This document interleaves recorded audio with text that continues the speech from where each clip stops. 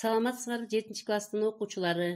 Бүгүнкү физика сабагы боюнча темабыз диффузия.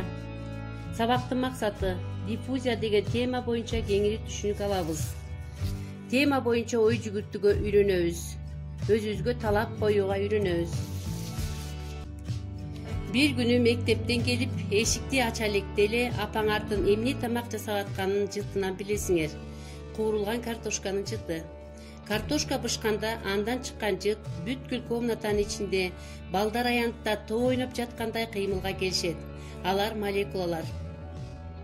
Куурулган картошкадан бөлүнүп чыккан молекулалар, газдар абанын молекулалары менен аралашып, бүткүл үйдүн тегерегине чейин жыттанат.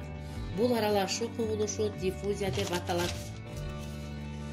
Картошканын молекулалары менен абанын молекулалары аралашты. Диффузия газда эле болбостон суюктуктарда да, катуу нерселерде да жүрөт.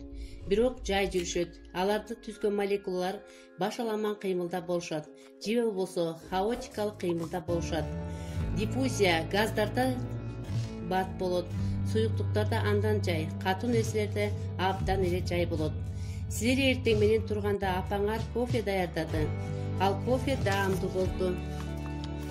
Ага кант, сүт кошту. Эртеси апаңар жумушка кетти. Будильник иштебей калды. Окуучу өзү туруп кофе даярдады. Кофе муздагыраак болчу. Кант кошсо да даамдуу болгон жок. Кант эриген жок. Апасы билген экен, ысык кайнаган сууда кант бат эририн. Кофе жакшы аралашат, даамдуу болот. Демек, ысык сууда диффузия тез жүрөт. Молекулалардын кыймылы тез болот. Муздак сууда молекулалар жай кыймылдашат. Диффузия жай жүрөт. Уктарда терезе эшиктерди ачып, желдетип укташыбыз керек. Эмнеге дегенде, уктоочу бөлмөгө кычкыртек көбүрөөк кирип тынч уктайбыз. Шаарларда транспорт каражаттары көп, көмүр кычкыл газын көп чыгарышат. Абаны тазалаш үчүн бак тарактарды көбүрөөк тигишибиз керек. Бак тарактардын жалбырактары көмүр кычкыл газын сиңирип алып, кычкылтекти бөлүп чыгарат. Адамдардын, жаныбарлардын жашоосу үчүн кычкылтек зор мааниге ээ. Кычкылтексиз жашоо жок. Биз адамзат ден соолукта жашап, иштеп, окуп үчүн бак тарактарды көбүрөөк отургузушубуз керек экендигин билебиз. Биз тамак ашсыз, суусуз бир нече күн жашайбыз.